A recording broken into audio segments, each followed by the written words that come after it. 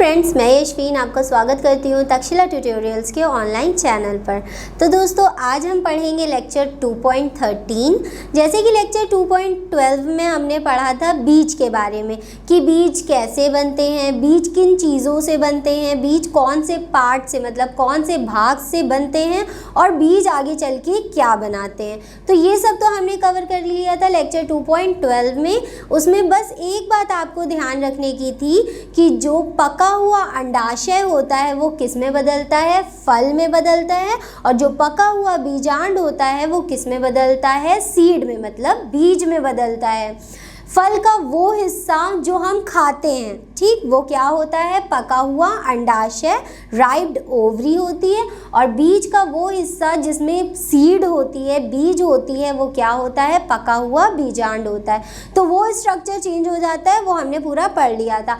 आज के हमारे लेक्चर में हम पढ़ेंगे बीजों का प्रकीर्णन मतलब डिस्पर्सल ऑफ सीड। अब देखिए, कुछ ही लेक्चर पहले हमने आपको पढ़ाया था परागकणों में प्रकीर्णन।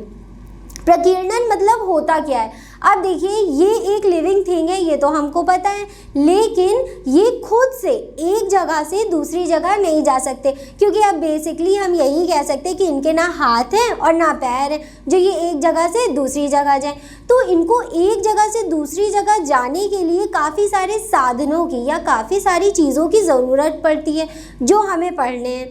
तो परागकणों में प्रकीर्णन हमने जैसे पढ़ा था, वैसे ही हमारा क्या है, बीजों में प्रकीर्णन।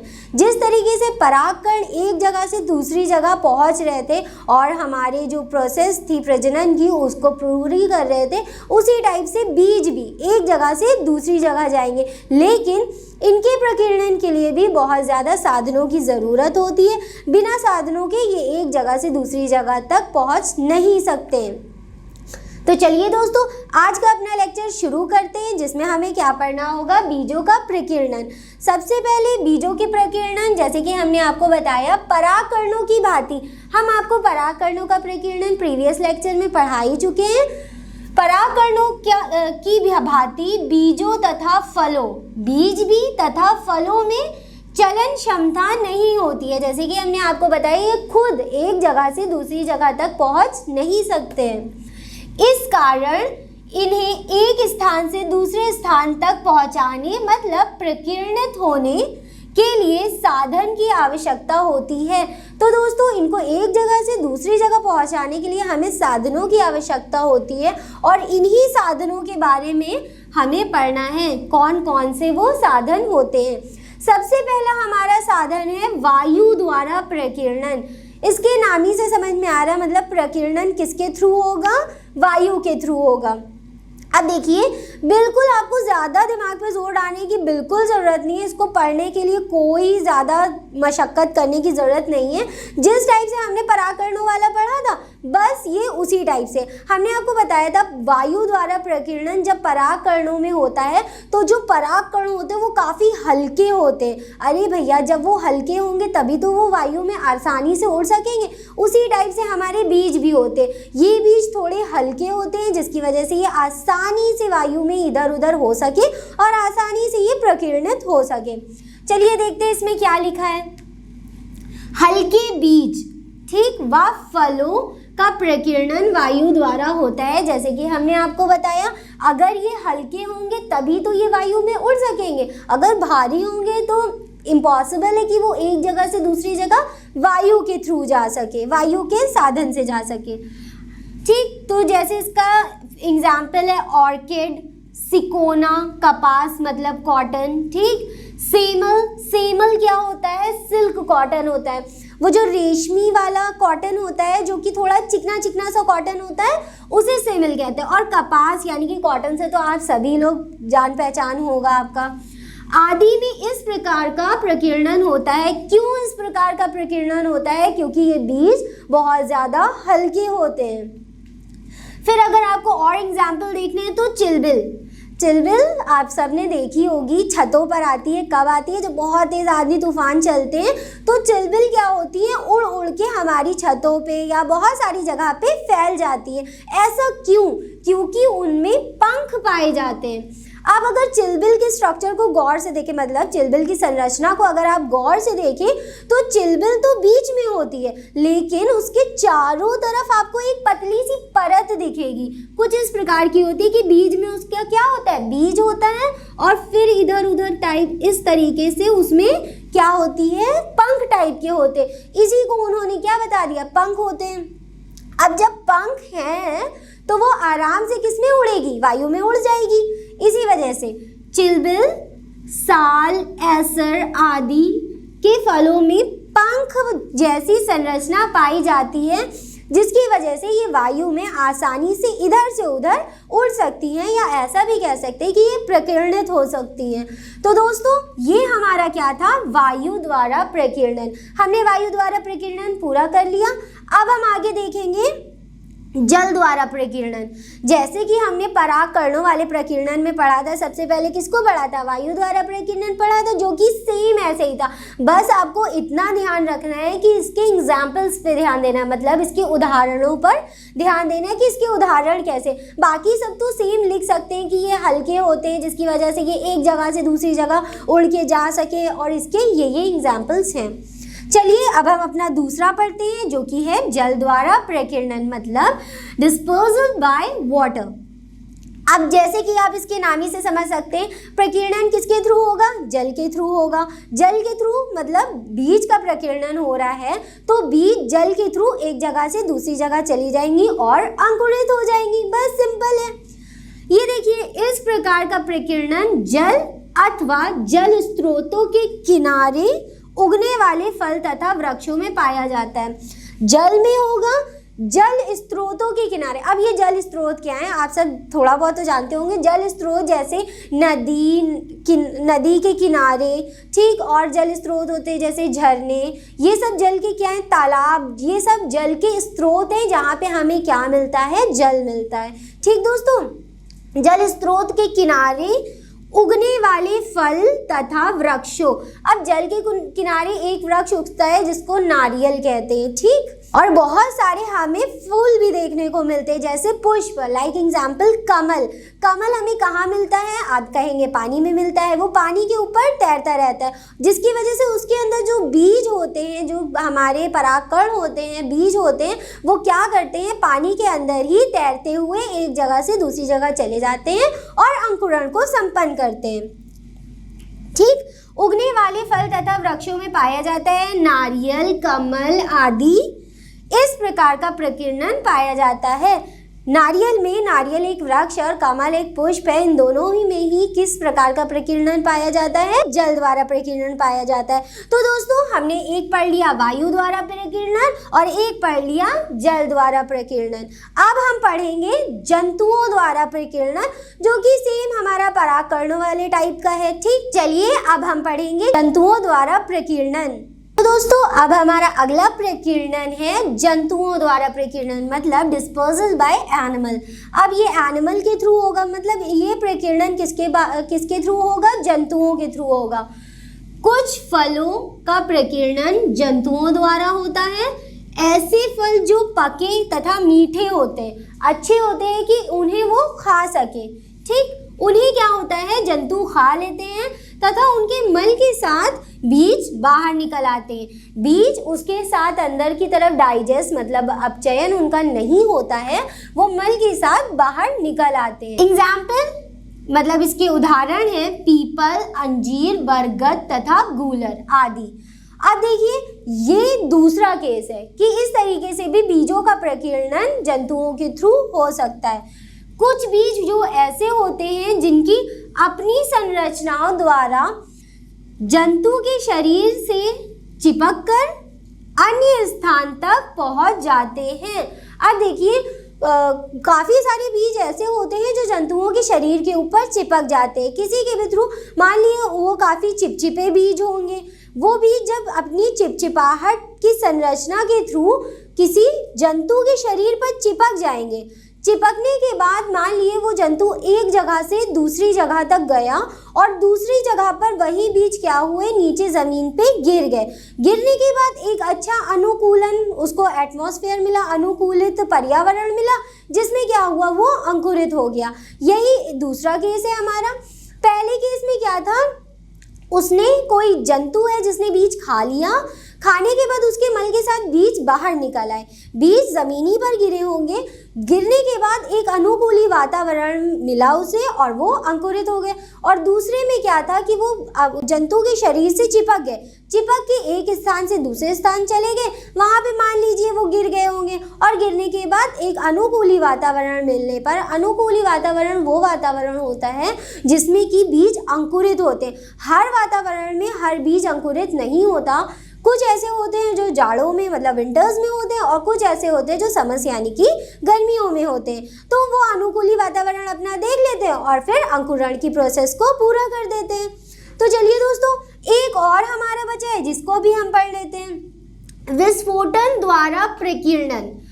अब ये वाला हमारा परागकणों में नहीं था, ये वाला थोड़ा सा नया है। बस कुछ फलों में स्फुटन जो होता है, मतलब स्फुटन जब वो फूट जाते हैं, ठीक, स्फुटन विस्फोट व झटके के साथ होता है जिससे बीज दूर जाके गिरते हैं, जैसे जिरेनियम, एब्रस और ऑक्जेलस। अब देखिए हमने यहाँ पे 3 उदाहरण लिखे।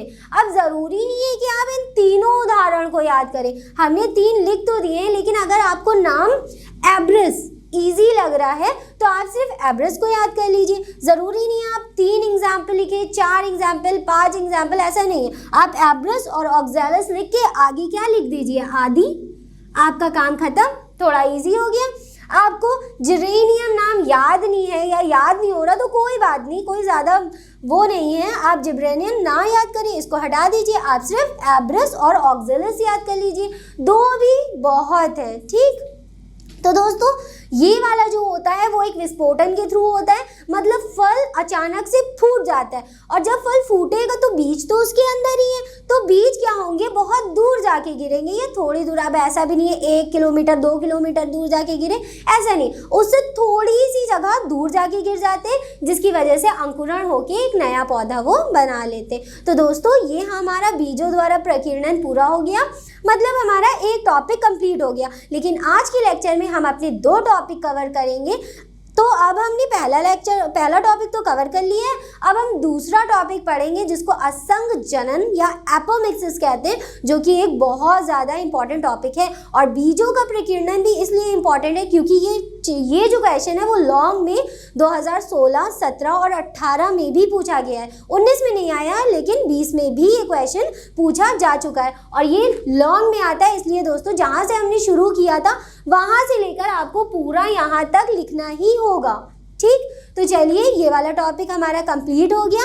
अब अपना इस लेक्चर का दूसरा टॉपिक शुरू करते हैं जो कि है एपोमिक्सिस, जिसको असंग जनन भी बोलते हैं। चलिए दोस्तों अब हम अपनी नेक्स्ट टॉपिक की तरफ बढ़ते हैं जो कि बहुत इंपॉर्टेंट है, वो है असंग जनन, जिसको इंग्लिश में एपोमिक्सिस कहते हैं। बोर्ड में इस चैप्टर से पूछा जाने वाला बहुत इंपॉर्टेंट क्वेश्चन ये भी है, असंग जनन, ठीक, नाम याद रखिएगा इसका। तो चलिए दोस्तों अब हम बताते हैं इसमें होता क्या है। हम शुरू से इस चैप्टर में आपको क्या पढ़ा रहे हैं कि एक नर युग्मक है, एक मादा युग्मक है, उन दोनों का संलयन हुआ, उन दोनों ने आपस में निषेचन किया और उसके बाद एक नया बीज, एक नया पौधा बना लिया, ठीक, यही बता रहे हैं। आप कहेंगे हाँ हम आपको शुरू से अब तक यही बता रहे हैं, लेकिन इस टॉपिक की जो मेन बात है उसमें यही है कि इसमें युग्मकों में संलयन होता ही नहीं है और एक नया पादप जनरेट, एक नया पादप उत्पन्न हो जाता है। बस दोस्तों हमें इसमें यही पढ़ना है कि शुरू से अब तक जो पढ़ते आ रहे हैं उसको भूल के, उसको थोड़ा सा दिमाग से हटा के हमें क्या पढ़ना है। चलिए अब हम इसके ऊपर नजर डालते हैं। कभी कभी, मतलब सारे केसेस में नहीं, सारे केसेस में तो वही होता है कि जो हम आपको शुरू से आखिर तक पढ़ाते आए। सिर्फ इस टॉपिक के लिए आपको ये याद रखना है कि इसमें युग्मक में संलयन नहीं होता है और एक नया पौधा बन भी जाता है, ठीक। कभी कभी पौधे के जीवन चक्र, अब देखिए जीवन चक्र क्या है, जीवन चक्र को कहते हैं लाइफ स्पैन, ठीक। जीवन चक्र में क्या होता है, शुरू से पौधे के जन्म से लेकर पौधे की मृत्यु तक, ठीक, उसको कहते हैं जीवन चक्र। अगर एक मनुष्य का जीवन चक्र बताए तो जब मनुष्य जन्म लेता है तो उसका जीवन चक्र शुरू हो जाता है, फिर वो धीरे धीरे बड़ा बच्चा बनता है, फिर वो एक युवा बन जाता है, फिर वो बुढ़ा बन जाता है और फिर वो मर जाता है। आप यही कहेंगे यही क्या होता है, एक मनुष्य का जीवन चक्र होता है। इसी प्रकार से हमारे पौधे का भी जीवन चक्र होता है। आप जानते हैं सबसे पहले बीज अंकुरित होती है, छोटा सा पौधा बनता है, धीरे धीरे पौधा बड़ा होता है, फिर उसमें फल आते हैं, फिर उसमें बीजें आती हैं, ये सब चीज़ें होती हैं। उसी को क्या कहते हैं, पौधे का जीवन चक्र। ठीक, आगे बढ़ते हैं। कभी कभी पौधे के जीवन चक्र में युग्मक संलयन, युग्मक क्या होते हैं, एक हमारा होता है नर युग्मक और एक हमारा होता है मादा युग्मक। ये दोनों आपको समझ में आया? ठीक, युग्मक क्या है, एक नर युग्मक है और एक मादा युग्मक है। युग्मक संलयन मतलब क्या होता है, इन दोनों का आपस में जुड़ना और निषेचन की क्रिया को पूर्ण करना, यही होता है ना। तो कभी कभी पौधे के जीवन चक्र में युग्मक संलयन अथवा अर्धसूत्री विभाजन। अब देखिए ये अर्धसूत्री विभाजन भी आपको हम पहले ही बता चुके हैं कि जब दोनों युग्मक आपस में संलयित होते हैं उसके बाद क्या होता है, विभाजन के थ्रू वो क्या करते हैं, अपनी संख्या बढ़ा देते हैं। ठीक, अर्धसूत्री विभाजन नहीं होते तथा इनकी अनुपस्थिति में नए पौधे का निर्माण होता है। इसी क्रिया को क्या कहते हैं, असंजनन। कोई बहुत ज़्यादा टफ तो है नहीं, बस आपको इतना याद रखना है कि इसमें क्या होगा, युग्मक संलयन नहीं होगा, अर्धसूत्री विभाजन जो हम अभी इस चैप्टर में पहले से करते चले आ रहे हैं वो नहीं होगा। लेकिन इन सब की अनुपस्थिति में भी, एब्सेंस में भी एक नए पौधे का निर्माण होता है। इसी क्रिया को क्या कहते हैं, असंजनन, मतलब एपोमेक्सिस कहते हैं। ठीक, अब देखिए इसकी खोज भी किसी ना किसी ने तो की होगी, वो भी एक वैज्ञानिक होंगे, तो चलिए उनको भी पढ़ लेते हैं। कौन है वो? इनकी खोज विंकलर, ठीक, विंकलर नामक वैज्ञानिक ने की थी।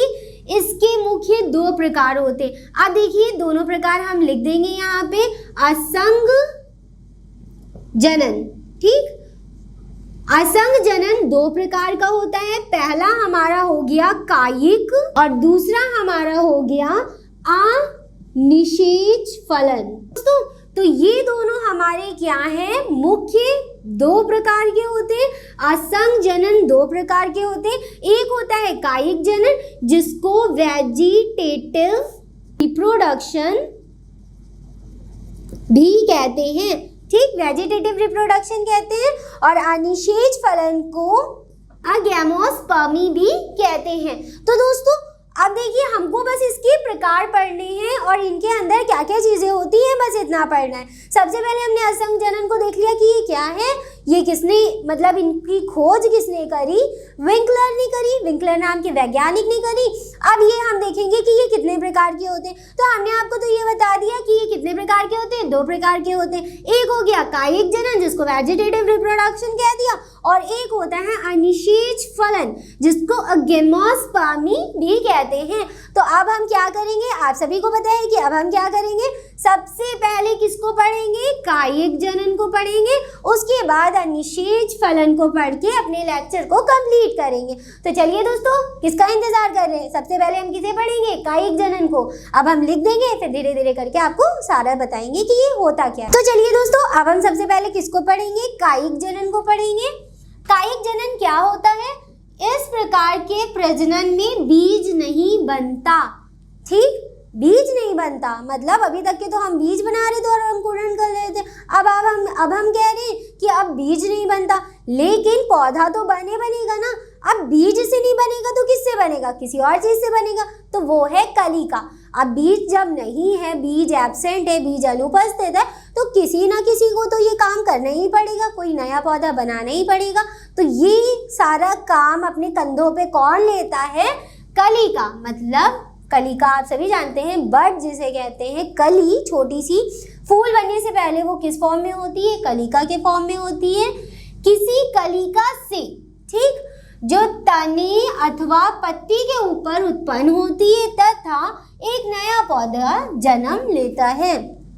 अब बीज इस प्रोसेस में नहीं बनती है क्योंकि ये कायिक जनन है, और आप सभी को पता है कायिक जनन में कोई भी जनन जो भाग होता है वो पार्टिसिपेट नहीं करता है, जनन भाग उत्पन्न नहीं होता है। ठीक दोस्तों, तो कायिक जनन में कोई ऐसा पार्ट भाग लेता है, कोई ऐसा भाग होता है जो कि पूरी तरीके से जनन में उत्पन्न नहीं होता है, जनन का उससे कोई लेना देना ही नहीं होता है। तो पत्ती और तना ये किसी प्रकार का आपको जनन तंत्र लग रहा है? नहीं लग रहा है ना। और इन्हीं के थ्रू क्या होता है, एक नया पौधा जन्म ले लेता है, जिसको ही क्या कहा, कायिक जनन। किसका कायिक जनन? असंग जनन का ये क्या है, कायिक जनन है। मतलब उदाहरण इसका है गन्ना और आलू। चलिए आगे बढ़ते हैं, दूसरे वाले को पढ़ते हैं। ये है अनिषेक बीजता। ठीक, अनिषेक फलन नहीं, अनिषेक बीजता। इसको एगैमोस्पर्मी कहते हैं। इसमें क्या होता है, इसमें बीज अनुपस्थित होता है, लैंगिक जनन की अनुपस्थिति में बीज का निर्माण।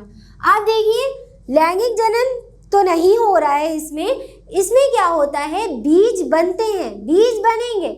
ऊपर वाले में क्या हो रहा था, बीज नहीं बनते हैं, लेकिन अनिषेक बीजता में क्या होता है, बीज बनते हैं।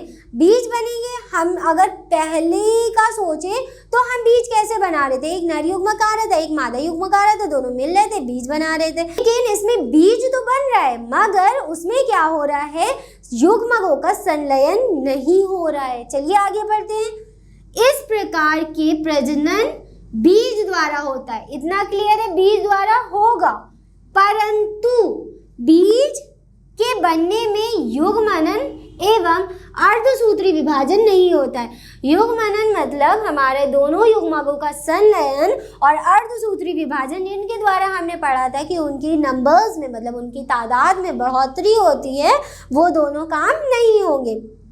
अब देखिए, जिस प्रकार से हमने ये देखा था कि असंग जनन दो प्रकार से होते हैं, मतलब एक होता है कायिक जनन और एक होता है अनिषेक बीजता, उसी प्रकार से अनिषेक बीजता भी हमारी 3 प्रकार के होते हैं जिन्हें हमें पढ़ना होता है। लेकिन दोस्तों एक बात और ध्यान करने वाली है, ये जो असंग जनन है ये भी लॉन्ग आंसर टाइप क्वेश्चन है, मतलब ये विस्तृत में आता है। लेकिन कभी कभी ऐसा होता है कि इसकी सिर्फ डेफिनेशन भी पूछी जाती है, मतलब इस प्रकार से पूछ लेते हैं कि असंग जनन मतलब एपोमेक्सिस को परिभाषित कीजिए, इस टाइप से भी पूछ सकते। लेकिन अगर ये क्वेश्चन लॉन्ग में आता है तो आपको इसके सभी प्रकार लिखना बहुत ज़्यादा ज़रूरी हो जाता है। तो चलिए अब हम पढ़ेंगे अनिषेक बीजता के तीनों प्रकार, एक एक करके तीनों पढ़ेंगे, ज़्यादा बड़े नहीं है, छोटे से ही हैं। चलिए पढ़ते हैं अपने अनिषेक बीजता के तीनों प्रकार को। चलिए दोस्तों, अब हम अनिषेक बीजता के भी तीनों प्रकार देख लेते हैं। ठीक, थोड़ी थोड़ी सी बातें इनमें देख लेंगे।